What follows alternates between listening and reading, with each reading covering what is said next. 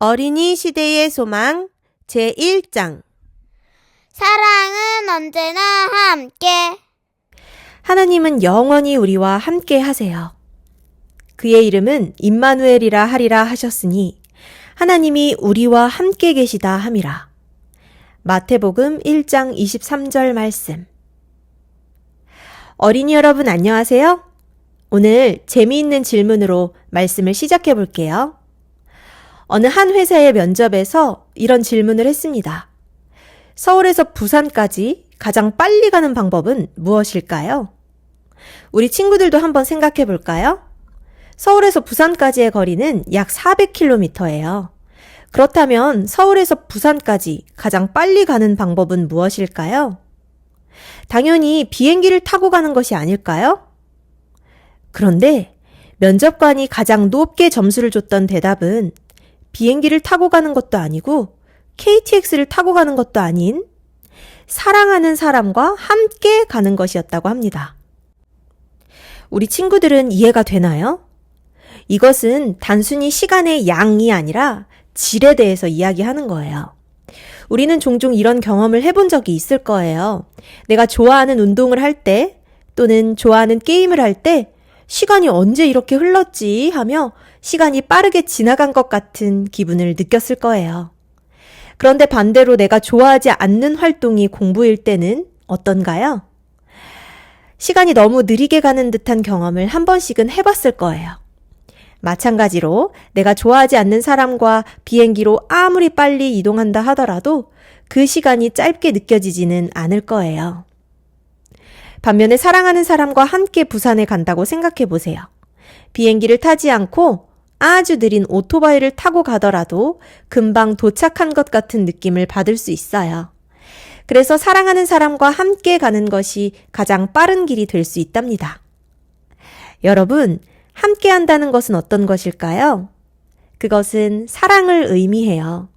우리가 어떤 사람과 무언가를 함께 하고 싶다면 그것은 그 사람을 사랑한다는 뜻이죠. 반대로 그 친구와 함께 하고 싶지 않다면 그것은 그 사람을 달가워하지 않는다는 뜻이에요. 우리 친구들은 누구와 시간을 보낼 때 가장 행복하세요? 누구를 가장 사랑하나요?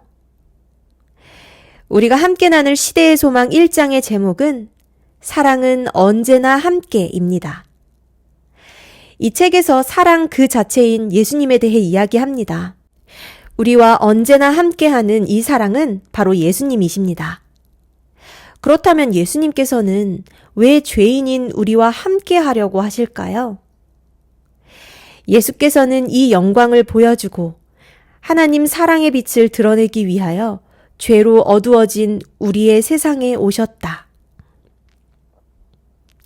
예수님께서 이 땅에 오신 이유, 우리와 함께 하신 이유는 하나님의 사랑과 그분의 능력을 나타내시기 위함입니다. 그런데 이런 생각을 해보았어요.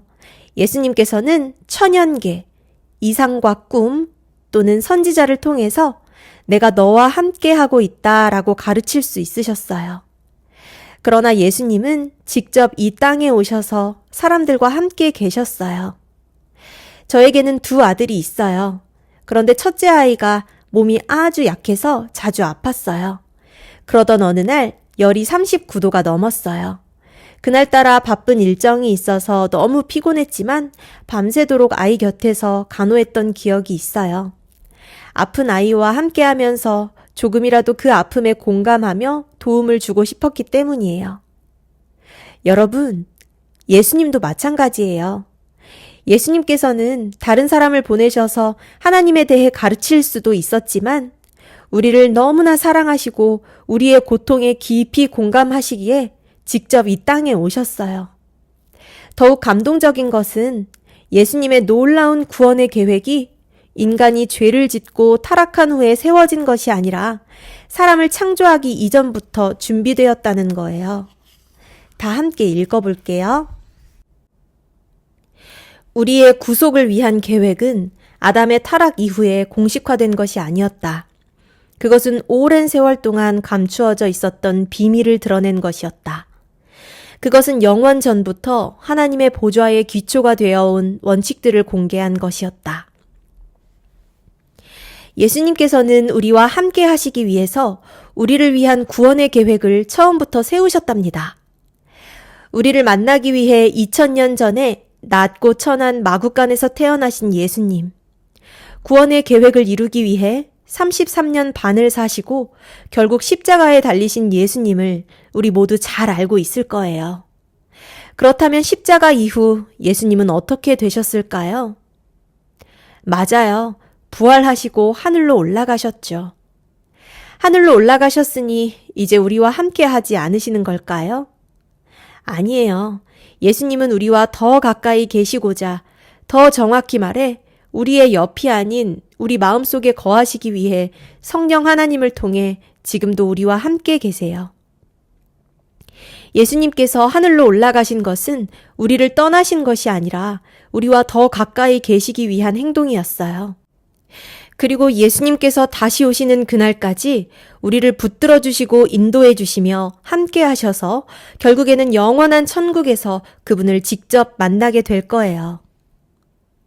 무궁한 시대를 통하여 구속받은 사람들은 말할 수 없는 그분의 선물인 임마누엘, 곧 우리와 함께 계시는 하나님을 인하여 그분을 찬양할 것이다. 그래서 성경은 예수님의 또 다른 이름을 임마누엘이라고 말해요. 보라, 처녀가 잉태하여 아들을 낳을 것이요 그의 이름은 임마누엘이라 하리라 하셨으니 이를 번역한즉 하나님이 우리와 함께 계시다 함이라. 마태복음 1장 23절 말씀. 우리 한번 따라해 볼까요? 임마누엘, 하나님이 우리와 함께 계시다. 임마누엘, 하나님이 우리와 함께 계시다. 하나님께서는 타락 전부터 타락 후에도 그리고 완전히 회복된 천국에서도 변함없이 함께 계신다고 약속하셨어요. 오늘 임마누엘의 하나님이 우리와 함께 하심을 꼭 기억하길 바랍니다. 그런데 이쯤에서 몇몇 친구들은 이런 생각이 들 수 있어요. 예수님이 내 안에 계신다고? 정말로 계실까? 하나님은 우리와 항상 함께 계세요. 우리가 느끼지 못하는 건 때때로 하나님의 존재를 믿지 못해서예요. 오늘 우리의 믿음이 흔들리는 이유가 무엇일까요? 외롭고 두려운 이유는 무엇일까요? 나 혼자만 억울하게 느끼는 이유는 무엇일까요? 그 이유는 하나님을 찾지 않고 혼자서 해결하려는 교만한 마음과 기도하지 않고 당장 눈에 보이는 상황에 휩쓸려가는 우리의 나약한 마음 때문이에요. 어느 날 예수님과 제자들이 배를 타고 다른 동네로 가고 있었어요. 그런데 갑자기 큰 폭풍이 몰아쳤어요. 배에 물이 차오르기 시작했고 배는 가라앉을 것만 같았어요. 제자들은 열심히 물을 퍼내며 살기 위해 모든 힘과 노력을 기울이고 있었어요. 그런데도 배가 점점 가라앉자 제자들은 낙심하고 말았어요. 바로 그때 제자들은 예수님께서 배에서 주무시고 계시다는 사실이 생각났어요. 그리고 예수님에게 도와달라고 말했어요. 그들은 예수님과 함께 있었음에도 예수님을 잊어버렸던 거예요. 무엇 때문에 예수님을 잊어버렸을까요?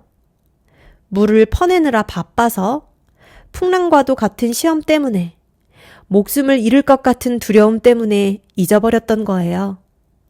그러나 그들은 예수님을 부르자마자 구원을 받았답니다. 사랑하는 어린이 여러분, 하나님은 언제나 우리와 함께 계세요. 그 어느 때보다 가장 가까이 계세요. 12제자가 직접 눈으로 보고 만졌던 그때보다 지금 더 가까이 계세요. 왜냐하면 이제는 성령 하나님을 통해 우리의 마음속에 계시기 때문이에요. 하나님이 우리와 함께 하신다는 사실은 우리가 세상을 살아갈 때 필요한 힘과 지혜와 능력과 위로를 얻게 할 거예요. 이 시간 우리와 함께 하시는 임마누엘의 하나님이 우리의 아버지임을 기억하고 믿음의 눈으로 하나님과 동행하는 친구들이 되길 바랍니다. 아멘.